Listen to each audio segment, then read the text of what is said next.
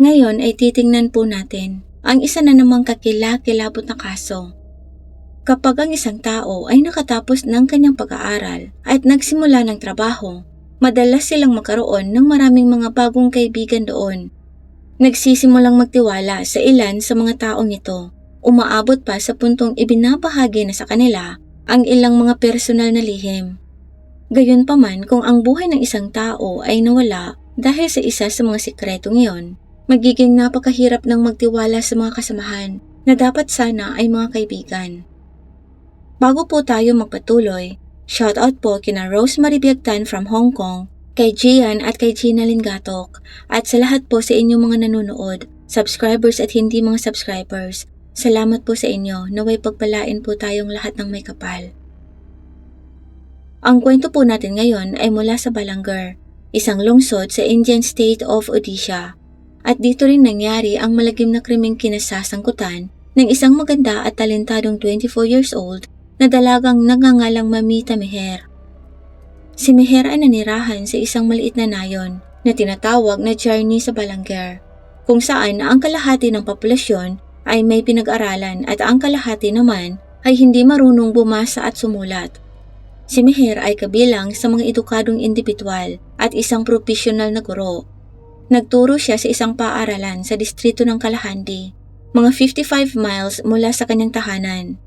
Ang pangalan ng paaralan na to ay Sunshine English School, at sa maikling panahon, si Meher ay naging paboritong guro ng maraming estudyante. Naging maayos ang lahat hanggang sa simula ng 2020. Nang dahil sa COVID, lahat ng paaralan, pamilihan, at pampublikong lugar sa India ay sarado. Lumipas ang 2020 at noong 2021, habang nagsisimulang bumaba ang kaso ng COVID, nagsimulang muling magbukas ang ilang pampublikong lugar. Noong panahon yon, ang presidente ng Management Committee ng Sunshine School ay si Govinda Saho. Bukod sa pagiging presidente ng School Management Committee, nakipagkaibigan din si Govinda sa mga politiko. Kaya naman sa tuwing may okasyon sa paaralan, maraming kilalang politiko mula sa lungsod ang dumadalo. Si Govinda Saho ay kilalang kilala na kahit ang nooy Home Minister ng Odisha ay dumadalo sa mga okasyon ng paaralan. October 8, 2021, tinawagan ni Govinda si Meher, isang guro sa kanyang paaralan. Sinabi ni Govinda kay Meher na malapit nang muling magbukas ang kanilang paaralan at kailangan nilang pag-usapan ang tungkol sa isang bagay. Nakisuyo siya sa guro kung maaari ba itong makipagkita sa kanya. Pumayag si Meher at ipinaalam sa kanyang pamilya na makikipagkita siya kay Govinda. Pagkatapos noon, umalis si Meher. Ito ang unang alis niya ng bahay simula noong lockdown. Dumating si Govinda Saho sa isang lugar na tinatawag na Chandotara sakay ng kanyang sasakyan at nakiusap kay Meher na doon na lang din pumunta. Kaya't naghanda si Meher at sumakay ng pampublikong bus mula sa kanyang nayon patungong Chandotara. Nang dumating, nag-uusap sila sa loob ng sasakyan habang dahan-dahang lumilipas ang oras. Gayunpaman, pagsapit ang tanghali, hindi pa rin umuuwi si Meher na naging sanhi ng pag-aalala ng kanyang pamilya. Sinusubukan ng pamilya ni Meher na tumawag sa kanya, ngunit naka-off ang kanyang cellphone na lalong nagpalubha sa nerbiyos ng kanyang mga magulang. Kinaumagahan October 9, umalis ang pamilya ni Meher at nagtungo sa pinapasukan nitong paaralan upang hanapin ang dalaga. Gayunpaman, nakita nilang nakalak ang gate ng paaralan, pero ipinagpatuloy pa rin nila ang paghahanap kay Meher. Tumutuloy din si Meher sa girls' hostel sa paaralang kanyang pinapasukan, kaya hinanap din siya ng kanyang pamilya doon. Tumutuloy si Meher dito dahil malayo ang bahay nila sa paaralan, ngunit nang makarating ang kanyang pamilya, nakita nilang nakalak din ang pinto. Nagtanong sila tungkol kay Meher, ngunit nalaman nilang walang tao sa silid na yon mula pa noong nagsimula ang lockdown, na siyang labis na ikinabalisa ng kanyang pamilya. Nang walang ibang pagpipilian, nagsimula silang humingi ng tulong sa pulisya at pumunta sa pinakamalapit na istasyon ng pulis sa parehong araw. Sinubukan nilang magsampa ng ulat ng nawawalang tao para kay Meher, ngunit tumanggi ang pulisyang isampa ang ulat nang marinig ang pangalan ni Govinda Saho. Sinabi ng mga pulis sa pamilya ni Meher na maaaring namasyal lang sa malapit ang kanilang anak at uuwi din pagkatapos, kaya walang dapat na ipag-alala. Ang dahilan kung bakit hindi isinampa ng pulisya ang reklamo ay dahil si Gobinda ay may mga koneksyon sa mga maimpluwensyang ministro ng lungsod. Nasiraan ng loob, umuwi na lang ang pamilya ni Meher, ngunit bumalik sa social media para sa paghahanap sa kanya. Ibinahagi nila ang buong kwento sa social media at ang mga kaibigan, mga kamag-anak at kakilala ni Meher ay nagsimulang mag-post tungkol sa pagkawala ng dalaga at ng suspitsado. Mabilis na nag-viral ang mga ito dahil noong lockdown, lahat ay nasa bahay at aktibo sa kanilang mga cellphone. Sa loob lang ng ilang araw kumalat ang post sa buong estado at nakakuha ng atensyon ng ilang lokal na ahensya ng balita na nag-cover sa kwento. Bukod pa rito, naging issue ito sa politika at ang mga miyembro ng partido ng oposisyon ay nagsimulang magprotesta laban sa ugali ng mga pulis. Maging ang mga estudyante at guro sa paaralan ni Meher ay nagtungo sa mga lansangan hinihiling na arestuhin si Gobinda. Ang hashtag na hustisya para kay Mamita Meher ay nagsimulang mag-trending sa Twitter. Sa ilalim ng pressure mula sa lahat ng panig, ang Ballinger Police ay walang ibang pagpipilian kundi ang arestuhin si Gobinda.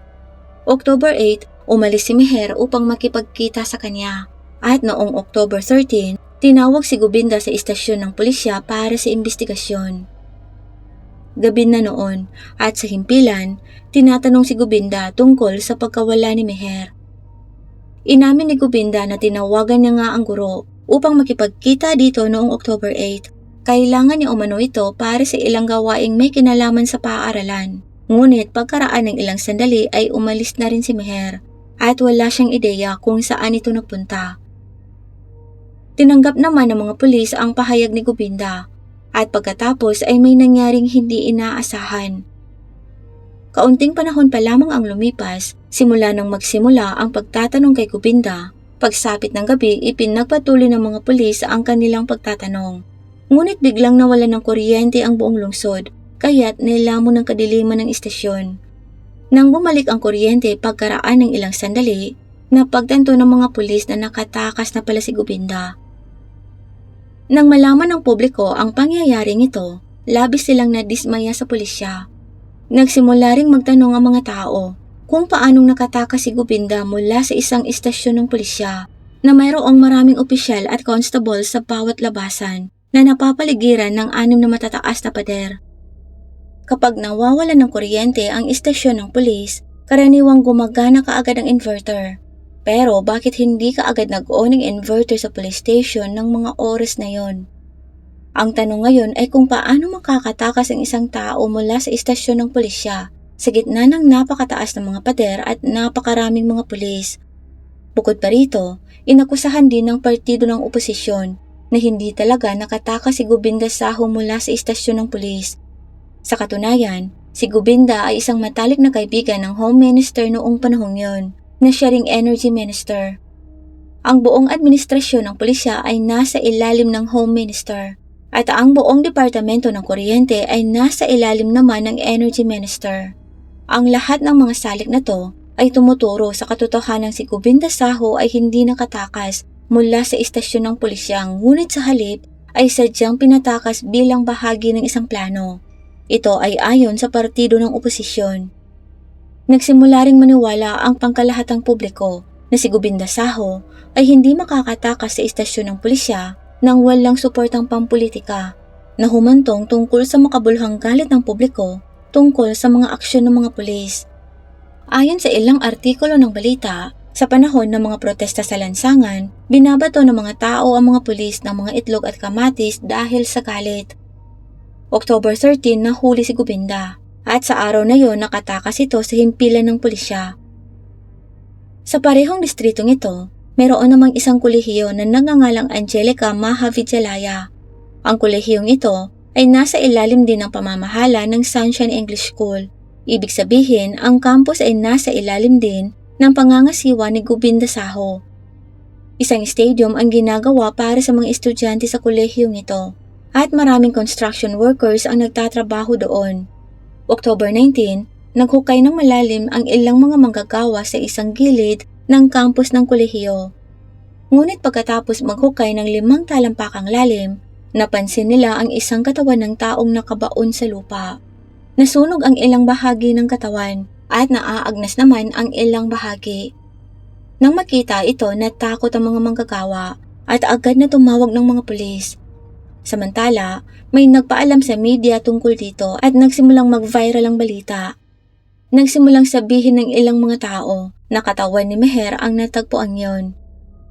Gayunpaman, nang masusing imbestigahan ng pulisya ang lugar, nakakita sila ng kwintas, angklet at pitaka doon. Pagkatapos ay tinawagan nila ang pamilya ni Meher upang matingnan ng mga to ang katawan.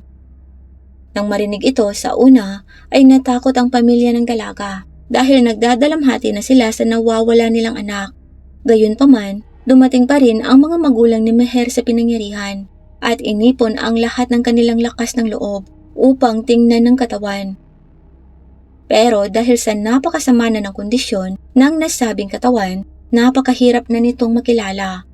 Kaya kalaunan ipinakita ng pulisya ang mga bagay na natagpuan malapit sa naturang katawan sa pamilya ni Meher. At nang makita ang mga bagay na yon, sinabi ng mga magulang ng dalagang guro na yun nga ay pag-aari ng kanilang nawawalang anak. Gayunpaman, hindi pa rin nakumpirma na ang lahat ng ito ay kay Meher dahil bago magbigay ng anumang pahayag, napakahalaga sa pulisya na magsagawa muna ng DNA test sa katawan. Bukod pa dyan, kinailangang magsagawa ng pagsusuri sa mismong katawan, kaya mabilis na ipinadala ang mga labi sa ospital at kumuha na rin sila ng mga sample ng dugo mula sa mga magulang ni Meher. Sa kabilang banda, walang nakitang impormasyon ang pulisya tungkol kay Govinda Saho.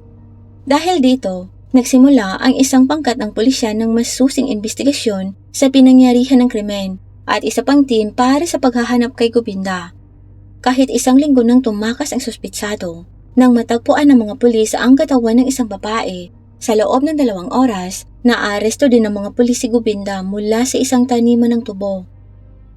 Si Govinda ang huling taong kinatagpo ni Meher bago ito nawala, kaya kinulong ng pulisya si Govinda sa himpilan at sinimulan ang kanilang interogasyon. Sa pagkakataong ito, mahigpit na inusisa si Govinda dahil nakataya ang buong departamento ng pulisya dahil sa kanya.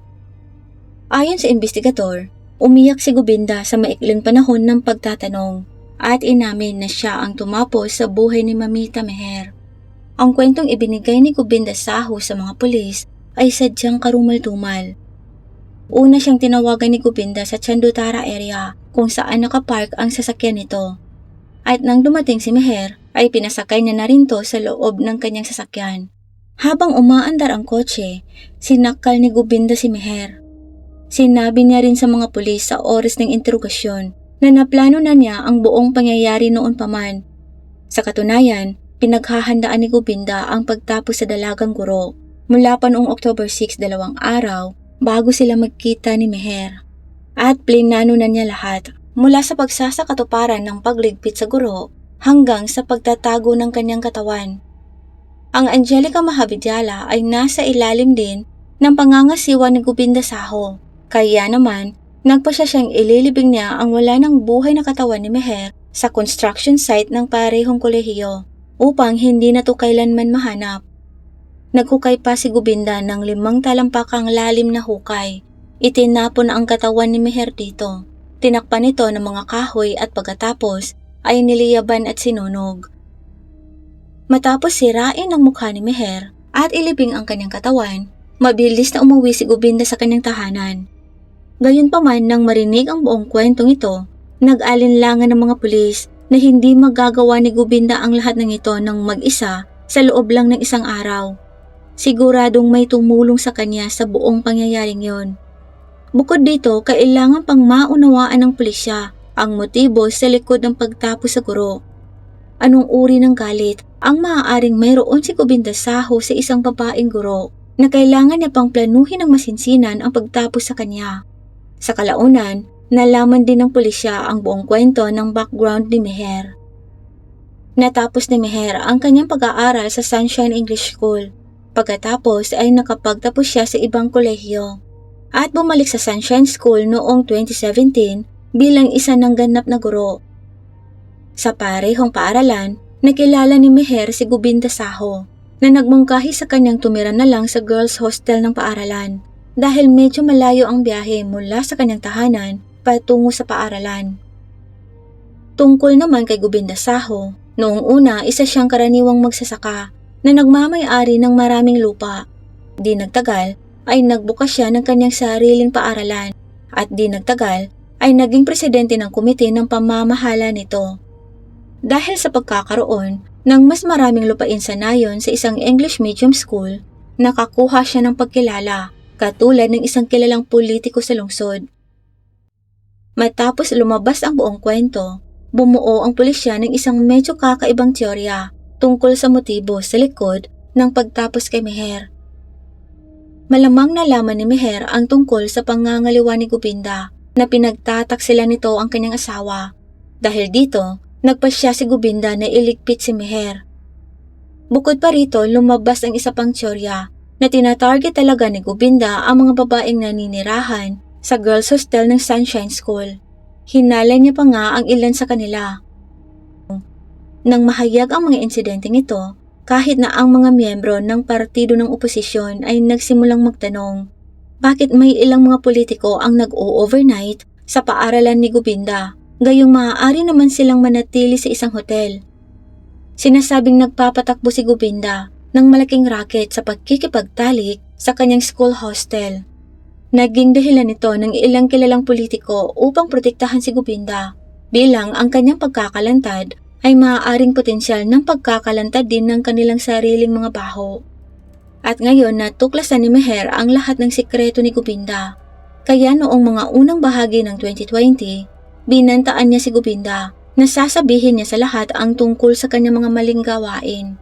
Gayunpaman nangyari ang lockdown at ngayon nagsimula na ring matakot si Gobinda na baka may ibunyag si Meher sa ibang tao. Dahil dito, nagpasya si Gobinda ng pag-isipang idispatsa si Meher. May dalawang plano si Gobinda. Ayon sa unang plano, tinawagan niya si Meher upang pag-usapan ng isang bagay na may kaugnayan sa paaralan at hiniling sa kanya na sumakay sa kanyang sasakyan na minamaneho ng driver na nagngangalang Radishyam. Doon sinabihan ni Gobinda si Meher na huwag sabihin kahit kanino ang tungkol sa kanyang mga sikreto at binalaan na matindi ang kahihinatnan nito sakaling hindi siya sumunod. Gayunpaman tinukso rin ni Gobinda si Meher ng pera. Ngunit muling binantaan ng guro si Gobinda na kapag hindi siya tumigil kaagad sa kanyang ilegal na negosyo, ipapaalam niya ito sa pulisya. Kaya lang nakapagdesisyon na si Gobinda sa bahay na kapag hindi sumunod si Meher, ililigpit niya na to. Ayon sa pangalawang plano, sinakal niya si Meher hanggang sa malagutan ng hininga. Pagkatapos noon ay dumiretso na siya ng uwi sa bahay. Sa panahong ito, nasa loob ng sasakyan ang wala ng buhay na katawan ni Meher kasama ang kanyang driver. Gayunpaman pagdating ng bahay, pinauwi niya na rin ang kanyang driver sa bahay nito. At maya-maya ay pumasok na rin si Gobinda ng bahay. Naligo, nagpalit ng damit, kumain at pagkatapos ay natulog. Sa mga panahong yon, nanatili ang katawan ni Meher sa kanyang sasakyan ng halos 7 oras at wala siyang takot na maaaring mahagilap ito ng sinuman. Kinagabihan, dumating si Gobinda sa college campus kung saan may naihanda na siyang 5 talampakang lalim na hukay sa tulong ng malalaking makina umaga pa lang ng araw na yon. Pagdating tinawagan niya kaagad ang kanyang driver. Sinabihan niya tung dalhan siya kaagad ng mga tuyong patpat sa campus. Matapos magsara ang campus ng araw na yon at nakauwi na rin ang lahat ng mga manggagawa, dinala ni Gobinda ang katawan ni Meher sa loob ng campus sakay ng kanyang sasakyan. Inihulog ang katawan sa parehong hukay at tinapunan ng mga tuyong kahoy, sinilaban at hinayaang masunog. Saka ay maayos na tinabunan ng lupa pagkatapos. Nang malaman ng mga pulis ang buong kwento, October 21, inaresto na rin nila ang driver na si Radishyam na tumulong rin sa paghuhukay kasama ang isa pang staff ng Sunshine School na si Monty. Ngunit pagkalipas ng ilang araw, naging saksi ng gobyerno ang dalawang ito at tumistigo labang kay Gobinda sa korte. Gayunpaman, October 22, dinala ng pulisya si Gobinda sa campus ng kolehiyo at doon muling ni-reenact ang buong pangyayari. Samantala, natanggap na din ng pulisya ang DNA report ng nahukay na katawan at tumutugma ito ng 100% sa DNA ng mga magulang ni Meher. October 23, pinuntahan ng pangkat ng pulisya ang hostel na dating tinutuluyan ni Meher sa room number 20. May napansin kakaiba ang mga pulis. Iba ang padlock ng kwarto ni Meher kumpara sa ibang mga silid na naandon. Ayon sa ilang mga nakatira doon, sa pagitan ng October 8 at October 13, dumating si Gobinda Saho, sinira ang lock ng kwarto at pumasok sa loob. Nang marinig ito, naunawaan ng mga pulis na maaaring dumating si Gobinda na may layuning sirain ang mga posibleng ebidensyang naandon. Ngayon, dahil sa nasira na ang padlock dito, naglagay si Gobinda ng bagong lock. Matapos marinig ang kwento tungkol sa pinagplanuhang pagtapos sa isang guro ng paaralan, naggalit ng husto ang buong estado ng Odisha. Bukod pa rito, sinimulan ng mga taong hilingin ang pagbibitiw ng kaibigan ni Gobinda Saho, ang Home Minister. Gayunpaman, lumipas ang panahon ng ganito at pagkatapos ng mga pagtatanong sa maraming tao, nagsumiti ang pulisya ng 2,000 pahinang charge sheet sa korte noong January 2022. Bilang karagdagan, ang mga forensic reports, siyentipiko at teknikal na ebidensya ay iniharap din sa korte. Noong September 8, 2022, nagsimula ang kaso sa Cantabansi Civil Court. Gayunpaman, December 20, 2022, dapat ay humarap si Gobinda sa korte para sa isang pagdinig. Ngunit nang magtungo ang ilang opisyal ng pulis sa kanyang selda, nalaman nilang binawi ni Gobinda ang sarili niyang buhay sa pamamagitan ng pagbigti sa sarili gamit ang shawl na nakatali sa bintana. Nagtaas naman ito ng ilang mga katanungan. Iginiit ng abogado ng depensa ni Gobinda na ilang araw lamang ang nakalipas ay nakausap niya to at tila ganap namang normal ang lahat. Wala naman siyang nakitang mga palatandaan na kukuhanin nito ang sariling buhay. Iginiit din ng asawa ni Gobinda Saho na hindi niya ito magagawa. Sinasabing sadyang iniligpit si Gobinda sa loob ng kulungan. Sa kabila ng mga pahayag na to, isinagawa ang maraming pagtatanong at nasangkot na rin ang mga aktivista ng human rights dahil dito. Sa panahong ito, nag-viral ang isang teorya na ilang araw bago pa ito nangyari, humingi ng piyansa si Gobinda sa korte. Ngunit ito ay tinanggihan na humantong sa kanya sa malalim na depresyon at sa huli ay pagbawi ng sariling buhay. Dahil sumakabilang buhay na rin ang akusado, nahaharap ang korte sa hamon ng pagtukoy kung sino ang parurusahan sa makatwid, dito na rin natapos ang kaso. Ito lang po para sa araw na to. Kung nagustuhan niyo po ang video natin ngayon, huwag pong kalimutang mag-like at mag-subscribe sa aking munting channel. Paki-share na rin po ang video at pindutin na rin po ang notification bell para ma-notify po kayo sa mga susunod pang kaso tulad nito. Maraming salamat po sa panonood hanggang sa susunod na kaso.